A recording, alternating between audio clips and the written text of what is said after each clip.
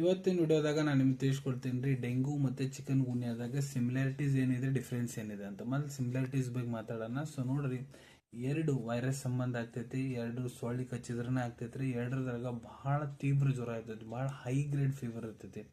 ಮತ್ತು ನೋಡ್ರಿ, ಡೆಂಗೂದಾಗ ಪೇಷಂಟಿಗೆ ಮೈ ಕೈ ನೋವು ಬರ್ತೈತಿ. ಆದ್ರೆ ಚಿಕನ್ ಗುನ್ಯಾದಾಗ ವಿಪರೀತ ಮೈ ಕೈ ನೋವು ಬರ್ತೈತಿ, ಮಾಂಸಪೇಶಿ ನೋವು ಬರ್ತೈತಿ. ಯಾರೋ ನಿಮ್ದು ಕುಲಾಡಿ ತೊಗೊಂಡ್ರೆ ಕಡ್ಯಾಕ್ ಕುಂತಾರನ್ನ, ಕಟ್ಗಿ ತೊಗೊಂಡು ಬಡ್ಯಾಕ್ ಕುಂತಾರನ್ನ ಆ ನಮನಿ ನೋವು ಇರ್ತೈತಿ. ಕುಂದ್ರಾಕ ನಿಂದ್ರಾಕ ಆಗಂಗಿಲ್ಲ, ಬರಾಬರಿ ಅಡ್ಡಾಡಕ್ ಆಗಂಗಿಲ್ಲ.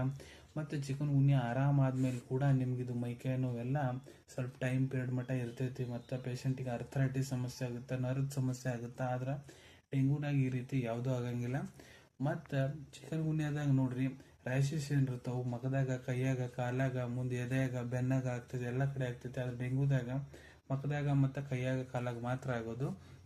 ಮತ್ತು ಡೆಂಗು ಕನ್ಫರ್ಮೇಷನಿಗೆ ಡಾಕ್ಟರ್ ನಿಮ್ಗೆ ಡೆಂಗು ಪ್ರೊಫೈಲ್ ಟೆಸ್ಟ್ ಮಾಡಿಸಿರ್ತಾರೆ. ಅದ್ರಾಗ NS1 IgM ಪಾಸಿಟಿವ್ ಬಂದರೆ ನಿಮ್ಗೆ ಡೆಂಗು ಐತಂತ ಅರ್ಥ. ಆದರೆ ಚಿಕನ್ ಗುನ್ಯಾದಾಗ IgM test for chikungunya ಮಾಡಿಸ್ತಾರೆ, ಅದ್ರಾಗ ಆ್ಯಂಟಿಬಾಡೀಸ್ ಟೆಸ್ಟ್ ಮಾಡಿಸಿರ್ತಾರೆ. ಅದು ಪಾಸಿಟಿವ್ ಬಂದರೆ ನಿಮ್ಗೆ ಚಿಕನ್ ಗುನ್ಯಾ ಐತಂತ ಅರ್ಥ ರೀ. ಸೊ ಇವತ್ತಿನ ವಿಡಿಯೋದಾಗ ನಾನು ನಿಮ್ಗೆ ಸಿಮಿಲಾರಿಟೀಸ್ ಏನು, ಡಿಫ್ರೆನ್ಸ್ ಏನು, ಚಿಕನ್ ಗುನ್ಯಾ ಮತ್ತು ಡೆಂಗು ನಡಬರ್ಕನ್ನ ತಿಳಿಸ್ಕೊಟ್ಟಿನಿ. ಮುಂದೆ ಕೂಡ ಇದೇ ರೀತಿ ವಿಡಿಯೋಸ್ ನೋಡ್ಬೇಕಾ ಚಾನಲ್ ತಪ್ಪದೆ ಸಬ್ಸ್ಕ್ರೈಬ್ ಮಾಡ್ಕೊಳ್ಳಿ. ಧನ್ಯವಾದಗಳು.